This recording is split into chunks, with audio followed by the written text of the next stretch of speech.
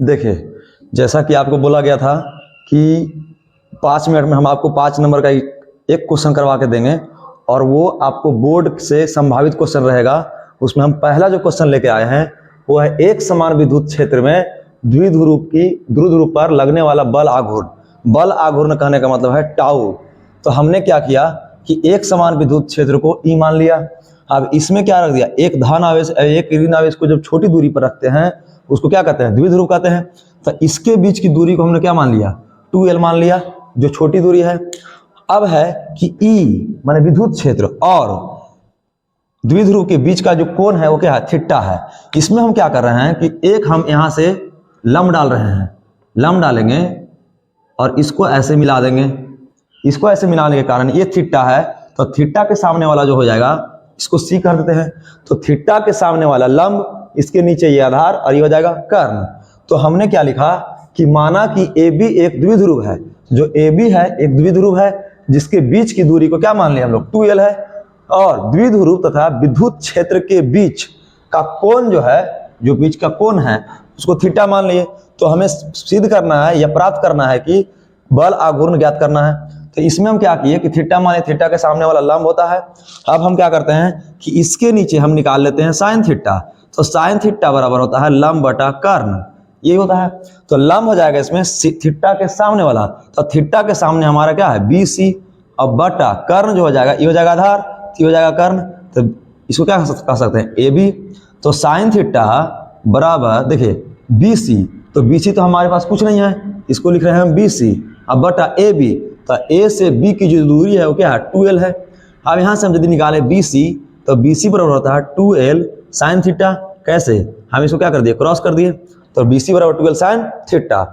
अब हमसे पूछ रहा है कि लगने वाला बल आघूर्ण।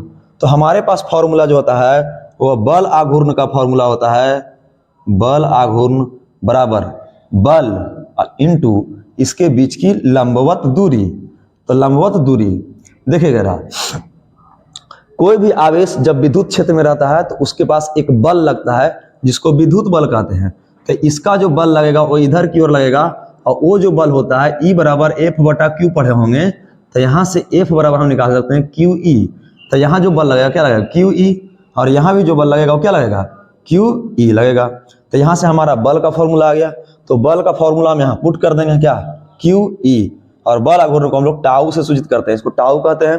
और ये हो गया बल आघूर्ण इंटू लंबवत दूरी। देखिए यहाँ पर हमारे पास में 2 दूरी है, एक दूरी को हम लोग बोले तिर्यक दूरी, जो तिरछा दूरी है उसको बोलते हैं तिर्यक दूरी, और जो सीधा दूरी है उसको बोलते हैं लंबवत दूरी। तो यहाँ पर जो हमारे पास लंबवत जो दूरी है वो बिल्कुल BC है। तो BC का मान हम यहाँ से निकाल के लाए हैं 2L साइन थीटा। तो लंबवत दूरी हम रखेंगे BC इंटू क्या लिख देंगे यहाँ BC। तो इसको लिख रहे हैं हम QE इंटू BC। तो BC के जगह पर हम क्या पुट कर सकते हैं, 2L साइन थीटा।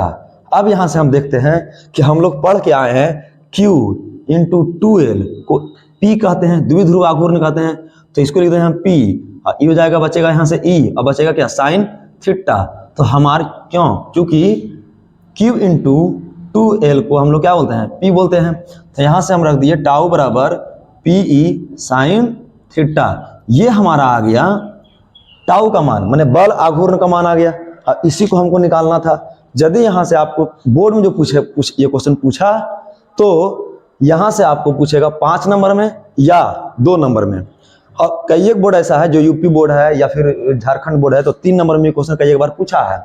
आइए अब यदि हम देखते हैं कि साइन थीटा हो गया। अब जरा देखो कि टाउ का मात्रक निकालने के लिए कहे, टाउ का मात्रक, ये ऑब्जेक्टिव में पूछेगा आपको। तो टाउ का मात्रक कैसे निकालेंगे, मात्रक निकालने के लिए हम लोग के पास सबसे पहले लिखना होता है फॉर्मूला। तो टाउ का फॉर्मूला हमारे पास है PE साइन थीटा। तो P का जो मात्रक होता है वो होता है कूलम इंटू मीटर, और इंटू है तो इंटू लिखेंगे, और E के लिए क्या लिखेंगे, न्यूटन प्रति कूलम। कूलम से कूलम चल जाएगा, बचेगा हमारे पास क्या, न्यूटन मीटर। ये हमारा हो गया मात्रक।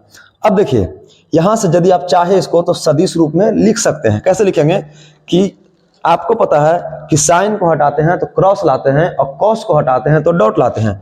तो यहाँ से हम सदिश रूप में लिखना चाहे तो वेक्टर टाउ बराबर P, वेक्टर P और साइन को हटाएंगे तो क्रॉस लाएंगे तो P क्रॉस E।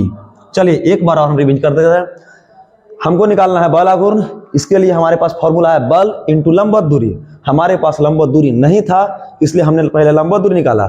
यहाँ पर हमारे पास दो दूरी है, एक को कह रहे हैं तिर्यक दूरी और दूसरा कह रहे हैं लंबवत दूरी। हमारे पास तिर्यक दूरी जो है वो 2L है, लंबवत दूरी है वो BC है। यहाँ पर जो बल लगेगा वो लगेगा QE। यहाँ पर हम QE लिख दिए। यहाँ से हम निकाले साइन थीटा, क्योंकि थीटा के सामने वाला लंब होता है तो लंब बटा कर्ण, तो थीटा के सामने जो होगा वो BC होगा, तो BC बटा AB। अब क्या किए, साइन थीटा, BC का मान हमें पता है नहीं, तो BC को BC रहने दिए, और AB का मान हमको पता है कि कितना है, 2L है। यहाँ से यहाँ तक की दूरी जो 2L है, तो BC बराबर हम 2L साइन थीटा लगा दिए। यहाँ से हम बल आघूर्ण का फॉर्मूला लगा दिए कि बल आघूर्ण आप 11 से पढ़े होंगे, बल आघूर्ण बोला होता है बल गुने लंबवत दूरी।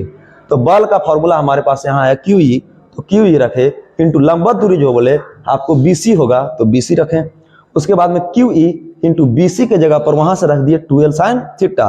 ये हो गया Q इंटू 2L, इसको बोलते हैं हम लोग P, द्विध्रुव आघूर्ण, तो P। अब बचा यहाँ से E, तो E लिख दिए, और क्या बचा साइन थीटा, तो साइन थीटा लिख दिए।